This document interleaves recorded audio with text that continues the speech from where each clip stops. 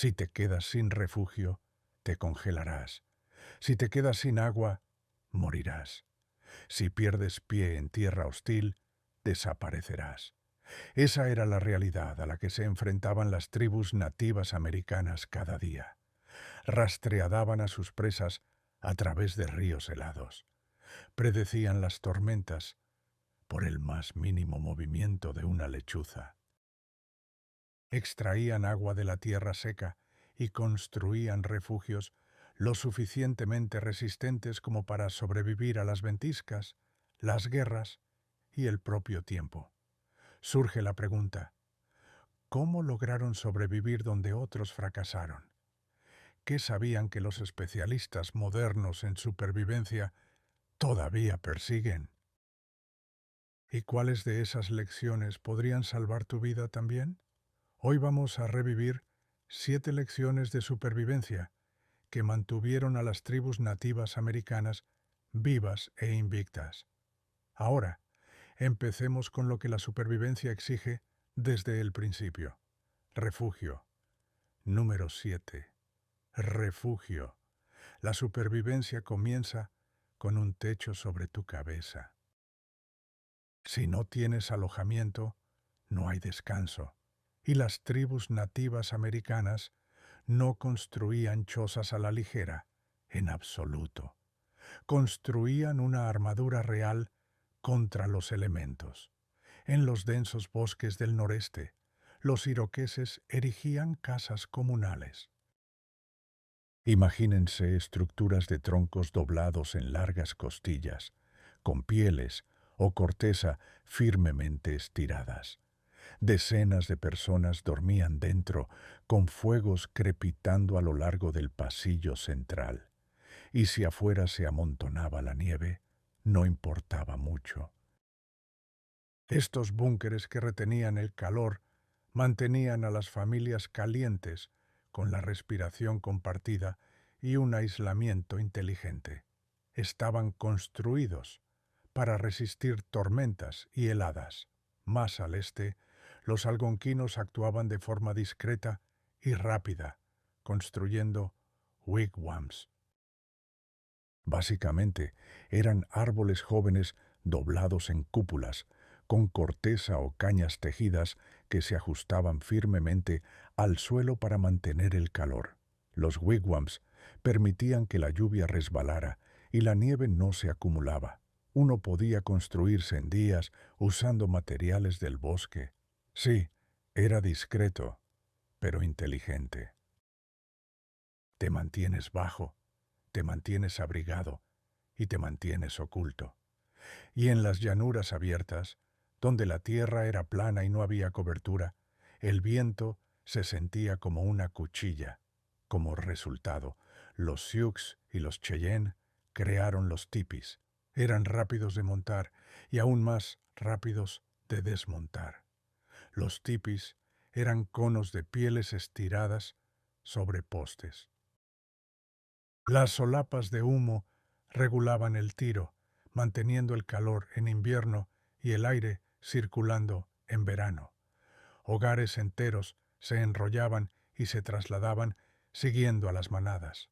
Estas tribus no se establecían, estaban constantemente en movimiento y sus hogares se movían con ellas. Y en el suroeste, donde el calor mata y el agua se esconde, los Hopi y los Zuni respondieron a esos desafíos. Los pueblos, esa era su respuesta. Barro y piedra apilados en paredes altas y gruesas, capaces de bloquear el sol del mediodía, pero retener el calor al amanecer. Los pueblos se construían en acantilados o en la cima de mesetas. Además de proporcionar un refugio seguro, los pueblos también servían de protección. El calor se quedaba fuera y el calor se quedaba dentro. Si nos movemos hacia el interior, al gran lago salado, donde el sol golpeaba durante el día y todo se congelaba la noche siguiente, allí los Shoshone y los Paiute no se complicaban. Construyeron wikiups. Estos eran refugios rápidos, flexibles y desechables. Eran refugios con forma de cúpula hechos de cualquier cosa que la tierra ofreciera. Arbustos, hierba, corteza, sin un plan exacto, solo instinto, velocidad y adaptación constante. Y en el norte, donde el viento aullaba y la leña era una fantasía, los inuit construían calor a partir de la nieve, los iglús. Eran bloques colocados en espiral, ajustados entre sí. Verán, la nieve atrapaba el calor corporal y bloqueaba la furia del Ártico desde el exterior. Y dentro no había fuego, solo aislamiento y conocimientos transmitidos en silencio. Así que sí, ¿quién diría que el frío brutal podría ser un refugio, eh? Y como pueden ver, el refugio para estas tribus no era un adorno, era una estrategia de supervivencia adaptada al terreno, construida con lo que tenían y diseñada para durar. Cada estructura llevaba una lección. Conoce tu tierra, usa lo que tienes, construye con inteligencia, vive aún más inteligentemente, y una vez que tienes un techo sobre tu cabeza, necesitas calorías. Es hora de cazar en el suelo del bosque. Número 6. Recolección. Ahora, no estamos hablando de picar algo en el bosque. La recolección significaba vida o muerte. Y las tribus nativas americanas conocían la tierra como la palma de su mano. No adivinaban. Las plantas, las raíces, las bayas, cada una tenía su estación, su uso y su riesgo si te equivocabas. En el noroeste del Pacífico, por ejemplo, las mujeres de las tribus Salish y Lakapam buscaban bulbos de camasia, pero solo la especie correcta. Un error, y arrancarías una contraparte mortalmente venenosa. Sincronizaban la recolección con la floración, las desenterraban con herramientas de cuernos de ciervo y luego las cocinaban lentamente en fosas revestidas de piedra, convirtiendo la dura inulina en azúcar que podían digerir, y lo que no se comía se secaba y se almacenaba o se comerciaba. Para ellos, la camasia era moneda. Y en Alaska, los Tanana Athabascan superiores vivían de bayas, como los arándanos rojos, los arándanos negros y la gayuba. Las comían crudas, las trituraban con grasa o las almacenaban en pozos congelados revestidos con corteza de abedul. También desenterraban patatas esquimales. No eran patatas reales, sino tubérculos silvestres ricos en vitamina C. Podían comerse crudos o asados. De cualquier manera, les ayudaban a sobrevivir los largos y oscuros inviernos. Y en la meseta, los Nez Perce y los Yakama sincronizaban su recolección como un reloj. La raíz amarga generalmente se recolectaba en primavera, se limpiaba y se cocinaba para eliminar el amargor. El verano significaba arándanos, service berries, todo secado al sol y prensado en pasteles densos. El otoño traía la temporada de camas, carbohidratos en forma de tierra, cocinados en un horno de tierra. Siempre trabajando al ritmo de la tierra, y en el suroeste los apache y los navajos convertían los cactus en cena. Esas almohadillas de nopal se pelaban de sus espinas y se cocinaban como verduras. La fruta, sin embargo, se sacaba y se comía fresca o se convertía en mermelada. Incluso el cactus tenía sus trucos. Ayudaba con las heridas, calmaba el estómago. Además, las tribus de las grandes llanuras, como los Lakota y los Cheyenne, desenterraban cebollas silvestres y nabos de la pradera en verano. Los pelaban, los comían crudos o los secaban para después. El nabo de la pradera era un alimento de supervivencia milagroso. Así que sí, cuando la carne escaseaba, esto ayudaba a la gente a sobrevivir. En el este, sin embargo, en los bosques, los iroqueses y los cherokee buscaban grasas y proteínas. Las bellotas estaban por todas partes, pero eran amargas, así que las remojaban, lixiviando los taninos, y luego las molían hasta convertirlas en harina. En cuanto a las nueces de pacana, las rompían y las servían hasta obtener una leche espesa y aceitosa. Era densa, rica en energía, perfecta para los meses fríos. Así que sí, la naturaleza salvaje daba, si sabías cómo pedir. Y saben, se puede estirar una comida, pero no se puede falsificar un sorbo de agua. Agua. Número 5. Agua. Sin agua limpia, en 3 días estás muerto. Las tribus nativas americanas lo sabían y planificaban con antelación. Para ellos, cada gota contaba y cada método tenía que funcionar. En el seco suroeste, los Hohokam construían agua en lugar de esperar la lluvia. Excavaban canales a mano durante millas. Algunos se extendían por más de 130 millas, desviando ríos para alimentar sus campos. No tenían máquinas, solo habilidad y trabajo en equipo. Y cerca, los Tohono o O'odham practicaban la agricultura en llanuras aluviales. Esperaban las inundaciones repentinas y luego sembraban sus cultivos donde la tierra permanecía húmeda.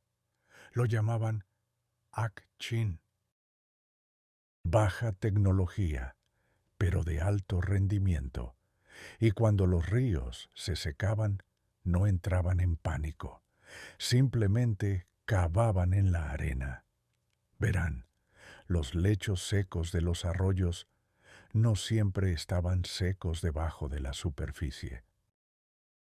Cava lo suficientemente profundo y el agua se filtraría lentamente, lo suficiente para una taza, lo suficiente para vivir un día más. Y en los bosques y las montañas, las tribus leían las señales: pájaros volando bajo, insectos pululando, sauces creciendo densamente. Todo eso significaba agua. Manantiales, arroyos, fuentes ocultas. Rastreaban animales y seguían las plantas. La naturaleza siempre dejaba pistas, si sabías dónde buscar, y cuando encontraban agua, la hacían segura. Si el arroyo estaba limpio, bebían. Si no, la filtraban usando arena, carbón o corteza de pino. Algunos incluso usaban recipientes de plata que mataban los gérmenes sin siquiera conocer la palabra. Los navajos, en particular, usaban vasijas de arcilla selladas con resina de pino, una tecnología antigua que sigue funcionando hoy en día. Al amanecer, se postraban en el suelo y presionaban musgo contra las rocas. Verán, el rocío se aferraba a las rocas y las hojas, como si no quisiera soltarlo. Los navajos exprimían cada gota de la frialdad de la mañana, y en las tierras cálidas hacían que el sol trabajara para ellos, cavando un hoyo, forrándolo con corteza y luego amontonando hojas o tierra húmeda. Después lo cubrían, dejando que el sol evaporara la humedad. Esto producía un goteo de gotas limpias. Sí, un poco, pero a veces unos sorbos significaban ver el día siguiente. Y si no había ningún arroyo cerca, masticaban raíces de plantas del desierto, como el agave, la yuca o cualquier cosa jugosa. De nuevo, no era delicioso, pero mantenía la boca húmeda y el cuerpo erguido. El agua de lluvia era oro. Los nativos la recogían en pieles, cestas o vasijas de arcilla. En las praderas secas, por ejemplo, se ataban telas a los pies y caminaban por el rocío de la mañana. Luego la escurrían. Sí, era un trabajo tedioso, pero De nuevo, les salvaba la vida. Los nativos también llenaban los estómagos de los ciervos y los colgaban como cantimploras. Con este método, el agua no salpicaba, no se derramaba, no se echaba a perder, no estaba limpia, pero era agua, y eso era suficiente. También, gracias a las tribus, aprendimos que las abejas no se alejan mucho del agua, así que si las ves, significa que el agua está cerca. Sigue el zumbido, sigue a las hormigas. Ellas saben el camino mejor que tú. Para la mayoría, si no todos, los nativos americanos, el agua era sagrada. Los cherokee llamaban al río el hombre largo, que significaba cabeza en las colinas, pies en el océano. Se bañaban en él para limpiar sus almas tanto como sus cuerpos físicos. Era puro ritual. Y por cierto, si quieren aprender más sobre la vieja naturaleza salvaje, recuerden que tenemos montones de episodios sobre inviernos brutales, heridas en el campo y las personas que sobrevivieron y las que no. Mientras tanto, tienes comida, tienes agua, ropa. Ahora, hablemos de lo que llevas puesto. Número 4. Ropa. Las tribus nativas americanas solían crear su equipo para combatir el frío, para atravesar el monte, para moverse rápido y para sobrevivir. Cada puntada tenía una razón, cada piel tenía un propósito. Era equipo probado en el campo y listo para la batalla, tan bueno que los montañeses robaron sus planos. En el norte, en el brutal Ártico, los Inuit y los Yupik se vestían para evitar la muerte, las pieles de caribú, ligeras, con pelos huecos que atrapaban el calor, se convertían en parcas, pantalones y mitones. Además, la piel de foca protegía del viento y el agua, era perfecta para las botas. Y en las llanuras, tribus como los Lakota y los Cheyenne usaban gamuza. Básicamente era piel de venado raspada y suavizada. Hacían camisas, polainas y mocasines con ella. Respiraba fácilmente, repelía la lluvia rápidamente y no se enganchaba en los arbustos. Los flecos eran funcionales. La lluvia escurría y el agua se secaba más rápido. La gamuza también se mezclaba con el paisaje, difuminando tu silueta mientras rastreabas la casa. ¿Y qué creen? Los colonos la copiaron rápidamente. Tenían que hacerlo. Y en el noreste, en los bosques donde el clima cambiaba y los bosques eran densos, los iroqueses y los algonquinos también usaban piel de venado, pero en capas. Delgada para la velocidad, gruesa para el calor. También los mocasines daban a los cazadores sigilo, ayudándolos a deslizarse entre las hojas como fantasmas. Luego, en el suroeste, donde los días eran abrasadores y las noches heladas, los navajo y los hopi recurrieron al algodón y más tarde a la lana. Hilaban camisas transpirables y mantas gruesas usando capas o quitándolas según el sol. Y en la húmeda costa noroeste, los Tlingit y los Haida usaban lo que tenían, corteza de cedro ablandada y lana de cabra montés. Estas faldas de corteza y capas de lana se enfrentaban a la lluvia constante y al aire gélido. Y una vez que estás vestido y listo, el siguiente paso es llevar la carne a casa. Casa, número 3. Casa. Antes de las armas, antes de los caballos, antes de las carreteras, existía la caza. Y para las tribus nativas americanas era una guerra. Y en las llanuras, el premio gordo era el bisonte. Tanques de 1 tonelada con pezuñas. Los bisontes eran rápidos, feroces e imposibles para un solo hombre, así que las tribus no actuaban solas, actuaban tácticamente. El salto del búfalo era la joya de sus tácticas. No requería balas, solo ingenio y sudor. El plan era guiar a la manada a un precipicio. Era limpio y eficiente, y así es como funcionaba. Primero, un señuelo joven, rápido y valiente, se disfrazaba con una piel de bisonte. Se arrastraba bajo entre la hierba. Imitaba el grito de un ternero perdido, un grito que la manada no podía ignorar. Y era este sonido el que los atraía, encendiendo sus instintos. Y detrás de la manada comenzaba la verdadera presión.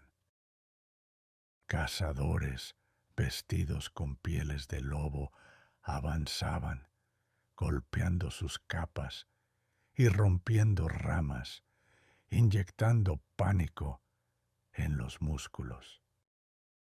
Se extendían en abanico, dirigiendo a la manada por pasillos que se estrechaban, delimitados por rocas, arbustos, cualquier cosa que funcionara hacia un destino singular. El acantilado, o como lo llamaban los nativos, el pishkin. El primer bisonte llegaba al borde demasiado rápido para detenerse, el resto lo seguía, y la gravedad hacía el resto. Pero era arriesgado. Un error del señuelo, un toro nervioso que se giraba antes de tiempo y toda la manada se dispersaba. Eso significaba que no obtenías nada. Pero si funcionaba, tenías carne para meses, pieles para refugio, huesos para herramientas, tendones para arcos. Así que sí, una sola persecución podía alimentar a una aldea entera. Y si no había acantilados, no hay problema. Las tribus construían corrales, enormes corrales de troncos y arbustos, algunos de hasta 15 pies de altura. Alineaban largos corredores para imitar la carrera hacia un acantilado. De nuevo, el mismo señuelo, la misma presión. Encerraban a los bisontes. Luego sellaban la entrada. Las flechas hacían el resto. Sin embargo, el tiempo tenía que ser perfecto. Las paredes tenían que aguantar. Un toro asustado podría romperlas si la construcción no era la adecuada. Los cazadores tenían que moverse como una solamente. Un movimiento en falso, y la manada huía. George Catlin, quien pasó años documentando la vida tribal en el siglo XIX, lo dijo mejor. Habían estudiado tan bien los hábitos del bisonte que controlaban la manada no con fuerza bruta, sino imitando su lenguaje. Y en las montañas rocosas, donde deambulaban los tucudika, también conocidos como comedores de ovejas, la presa eran los borregos cimarrones. Eran rápidos y asustadizos, maestros de las rocas. No podían ser perseguidos, tenían que ser superados en astucia.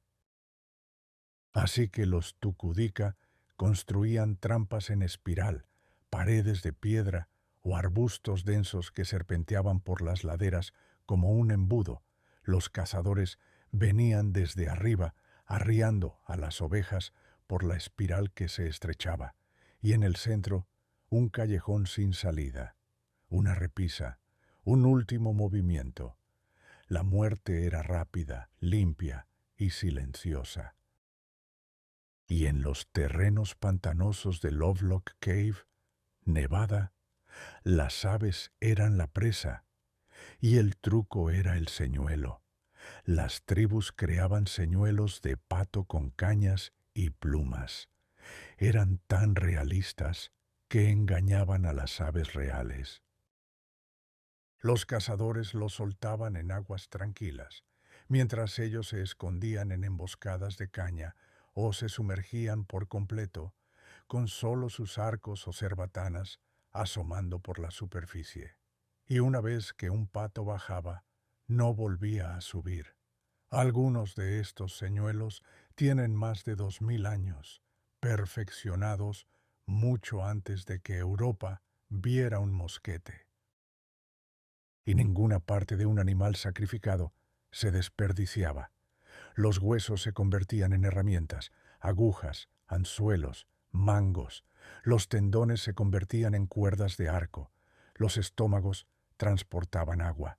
Y nada dependía de artilugios, ni miras, ni telémetros. Solo instinto, silencio y un dominio magistral del entorno. Eran los planos de supervivencia en su máxima expresión. Y oye, si esto te atrapó, no te pierdas nuestras otras inmersiones profundas en la verdadera supervivencia en la frontera. Así que asegúrate de visitar nuestro canal para más episodios que te harán reflexionar. Mientras tanto, la casa ha terminado, pero ¿puedes leer el cielo? ¿Puedes encontrar tu camino antes de una tormenta? Navegación y clima. Número 2. Navegación y clima. En las extensiones salvajes de América del Norte, las tribus nativas americanas sabían exactamente a dónde iban y sabían lo que se avecinaba. Empecemos por la dirección. Mucho antes de los mapas, las brújulas o el GPS, las tribus doblaban árboles jóvenes de hoja caduca, convirtiéndolos en marcadores de senderos. Entrenaban a los árboles para que crecieran en ángulos agudos y antinaturales, señalando agua, refugio o un lugar sagrado. Se podían ver incluso en el monte espeso o en la nieve. Eran indicadores plantados con intención, estaban destinados a servir a generaciones. En cuanto al clima, si vivías en las llanuras o en el Ártico, un pronóstico erróneo podía matarte. Así que las tribus observaban todo, el viento, el cielo, los animales, y estudiaban qué patrones significaban problemas. Los Omaha escuchaban el grito del sarapito al amanecer. Si gritaba, el cielo se mantendría despejado. Los Sioux tomaban el grito del búho común como una advertencia. Se acerca una helada. Las mañanas con niebla solían significar frío y tormentas inminentes. Unas hojas de maíz delgadas o una corteza que se desprendía fácilmente, eso presagiaba un invierno suave. Pero si las ratas almizcleras se apresuraban a construir refugios robustos, o si los pájaros e insectos pululaban antes de lo habitual, o si la hierba de bisonte producía semillas pesadas, entonces prepárense para un invierno largo y duro. Por cierto, las tribus del norte creían que el pelaje de los animales decía la verdad. Si el pelaje se volvía grueso y crecía rápido, entonces habría mucha nieve. Incluso las estrellas importaban. Los Osage leían cometas y planetas como señales en el cielo, buscando lo que estaba escrito. Y en el Ártico, los Inuit no necesitaban árboles ni estrellas, leían la dirección del viento, estudiaban la forma de los ventisqueros, o sastrugi como los llamaban, y rastreaban aves y caribúes. Donde se movían los animales, la comida los seguía, y ellos a la comida. Para tribus como los Chugach de Alaska, observar el cielo era una cuestión de vida o muerte. Rastreaban las nubes, los cambios en el viento y el comportamiento de los animales, pájaros volando bajo o vida marina que se movía tierra adentro. Se acercaba una tormenta, sin duda. Las tribus nativas americanas leían las estaciones como un reloj viviente y cada tribu tenía sus propias señales. El primer grito del chotacabras: llegó la primavera, hora de cazar bisontes. Los Lakota llamaban a la primera luna llena de mayo la luna de siembra. Era cuando la tierra decía sí a las semillas. Y cuando los cuernos de los ciervos se hinchaban, significaba que las bayas y las cerezas silvestres estaban maduras. Para la luna de agosto, las cerezas y las ciruelas silvestres colgaban maduras y jugosas, y en el noreste las tribus usaban palos del tiempo, ramas de abeto balsámico o abedul que clavaban afuera. Cuando el aire se humedecía, la madera se doblaba hacia abajo y cuando se secaba, se curvaba hacia arriba. Simple y confiable. Los Meskwaki tejieron todas estas tácticas de supervivencia en historias, cuentos que enseñaban a los niños cuándo llegarían las tormentas o cuándo golpearía el frío. Sus mitos eran, en esencia, manuales de supervivencia. Algunas tribus incluso creían que los humanos podían influir en el clima. En el suroeste, por ejemplo, los rituales tenían como objetivo invocar la lluvia. Los Kansa, que se llamaban a sí mismos la gente del viento, tenían su propio truco para ahuyentar las ventiscas. Cubrían a un hijo menor con pintura roja y lo hacían rodar por la nieve, marcando un rastro para poner fin a la tormenta. Y para aquellos que piensan que la tradición oral era todo lo que tenían, piensen de nuevo. En las llanuras del norte, los guardianes de los registros invernales registraban la historia en dibujos sobre pieles de bisonte. Cada invierno, un evento marcaba el año. Estas pieles se acumulaban en cronologías que abarcaban siglos. Era investigación, observación, una conexión íntima con la tierra, el cielo y el tiempo. El sentido del clima de los nativos americanos era hiperlocal, afinado y a menudo más preciso que cualquier cosa que encuentres en el radar hoy. Y así como leer el cielo puede decirte cuándo, leer la tierra te dice todo lo demás. Rastreo número 1. Rastreo. Los rastreadores nativos americanos leían la tierra como un libro. Una rama rota, por ejemplo, no era un accidente. Una piedra arañada contaba una historia. Cada huella significaba algo. Para las tribus de América del Norte, el rastreo era supervivencia. Cazar, evadir, explorar, sobrevivir.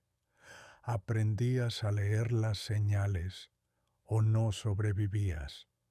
Tomen, por ejemplo, las huellas. Un rastreador experto podía determinar el tamaño del animal, estudiar su forma de andar, averiguar qué tan rápido se movía, incluso cuánto tiempo hacía que había pasado. Suelo húmedo, bordes afilados. Significaba que la huella era reciente, seca y desmoronada, demasiado tarde. Algunos rastreadores nativos americanos incluso podían determinar la edad de una huella oliendo el estiércol de caballo. Sin bromas. Pero era aún más profundo. La posición de la orina dentro de la huella de un caballo te decía si el jinete era un hombre o una mujer. Porque las mujeres solían montar yeguas. Ese nivel de detalle significaba vida o muerte. Los mejores rastreadores se adaptaban al terreno. Nieve, arena, rocas, bosques, cada uno alteraba el aspecto y la preservación de las huellas. Una huella en la nieve podía desaparecer en una hora bajo el sol. Las hojas húmedas podían conservar la forma por más tiempo. Tenías que adaptarte rápidamente. Los lobos sombríos del pueblo Tohono o Odham sobresalían en esto. Buscaban señales, buscando la más mínima pista, una fibra enganchada en un arbusto, un brillo donde el polvo había sido barrido, Era realmente una lectura en frío. Al final, el rastreo no era solo un trabajo, era un código. Tenías que moverte en armonía con el bosque, con la tierra. Mostrabas respeto por la tierra y la vida en ella. Algunos lo llamaban espiritualidad, otros disciplina. De cualquier manera, funcionaba. Y cuando los europeos pisaron suelo americano, la mayoría de ellos estaban perdidos, congelados, hambrientos, rodeados de bosques que no entendían. Muchos no sobrevivieron. Los que lo hicieron colaborando con las tribus nativas americanas, aprendiendo a cazar, rastrear y moverse por la tierra sin ser asesinados. Con el tiempo, estos colonos absorbieron la habilidad. Comenzaron a leer las huellas por sí mismos, ya fuera persiguiendo un ciervo o vigilando las incursiones. Y cuando comenzaron los combates, el rastreo se volvió táctico. Te atacaban, no esperabas. Seguías el rastro del enemigo a través de los arbustos, el barro, la nieve, hasta que los alcanzabas y contraatacabas. Para los siglos XVII y XVIII, esta mezcla de resistencia fronteriza y conocimiento nativo llamó la atención del ejército británico. Verán, sus uniformes rojos no estaban hechos para la guerra de guerrillas, así que formaron unidades de rangers coloniales, tropas irregulares que luchaban sucio, rastreaban duro y conocían la naturaleza como la palma de su mano. Estos hombres eran cazadores, exploradores, emboscadores, no soldados de desfile. Hombres como Robert Rogers reescribieron las reglas, literalmente, con sus reglas de los Rangers, sentando las bases de las fuerzas especiales modernas. Y no fueron solo los colonos, los exploradores nativos americanos continuaron sirviendo en todos los bandos, en todas las guerras. Rastreaban para la Unión y la Confederación. Lucharon en México, persiguiendo a Pancho Villa, y en la Segunda Guerra Mundial se convirtieron en operadores de código, mezclando lenguas antiguas con tácticas modernas para burlar a los enemigos en todo el mundo. Frederick Russell Burnham, uno de los exploradores más famosos de su época, aprendió de los rastreadores nativos americanos. Pero no solo estudió las huellas, estudió la cultura, las tradiciones, las creencias, las supersticiones, porque el verdadero rastreo no se trata solo de las huellas. Tenías que entender el mundo del que provenían esas huellas. No se puede perseguir a un fantasma si no se sabe qué lo atormenta.